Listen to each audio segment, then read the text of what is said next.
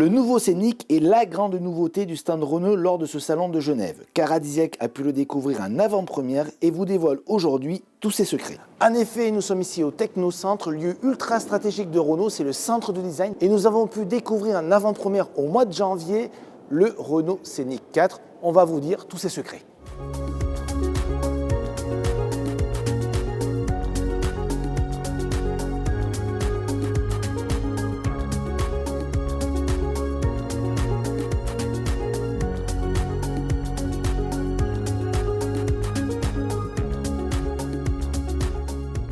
C'est en 1996 qu'est apparu le premier Scénic. Modèle essentiel pour Renault, il est même devenu une icône.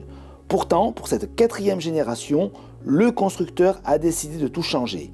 Avec ses lignes très dynamiques marquées notamment par un bicolorisme, le nouveau Scénic masque des dimensions en augmentation par rapport à la précédente génération, et ce, dans tous les domaines.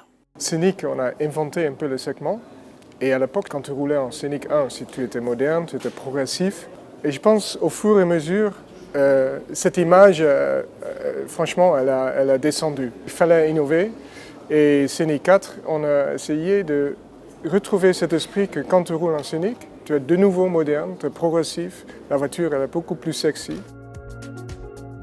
Repartir de zéro, pas tout à fait, puisque c'est le concept Airspace présenté à Genève en 2010 qui a servi de base de réflexion. Quand on a commencé à développer le Scénic, on a fait un peu les choses par habitude. Alors un peu plus large, un peu plus... Et on ne trouvait pas la révolution qu'on cherchait. Et l'Airspace concept, ça nous avait quand même touché, parce que ici c'était monospace, qui était considéré sexy, moderne. Et franchement, d'avoir une voiture qui a l'impression de sexiness pour un monospace, c'était quand même rare. Le changement de style est donc radical, comme nous l'explique Jérémy Sommer. Ça faisait partie pour nous de l'enjeu, pour trouver de nouvelles proportions, des proportions vraiment inédites, très fortes. Et ça passait par une cabine avancée, un capot court, retrouver l'esprit monocore et en même temps le valoriser avec de grandes roues. Alors les grandes roues, c'est un rêve de designer. Des grandes roues, mais quelles roues? Des 20 pouces de série sur toute la gamme, c'est tout simplement unique sur le marché. Superflu? Pas forcément. Parce que c'est finalement une volonté de créer les meilleures proportions possibles, les plus avantageuses possibles. C'est pas pour rien qu'un client va acheter par exemple une option 17 pouces sur un véhicule même petit, parce qu'il voit que la proportion du véhicule par rapport à la jante est tout de suite plus valorisante. Donc 20 pouces de série, c'est une réalité. L'autre grande rupture se trouve dans l'habitacle avec la fin de l'instrumentation centrale, un choix indispensable pour Laurens Vanhoenacker.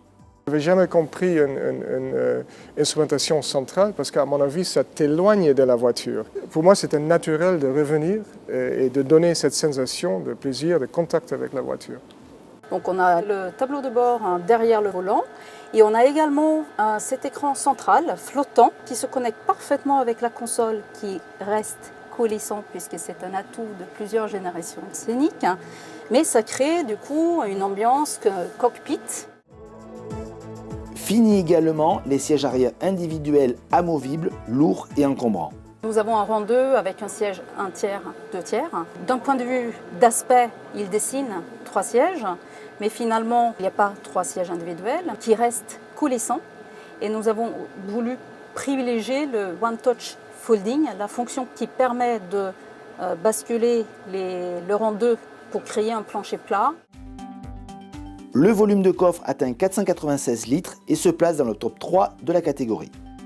Cette quatrième génération de Scénic sera disponible en 2 carrosseries, courtes et longues. La commercialisation interviendra au second semestre 2016. 6 motorisations essence et diesel seront disponibles à cette date, avec des puissances allant de 95 à 160 chevaux. Le Scénic héritera fin 2016 d'une offre diesel électrifiée unique appelée Hybrid Assist.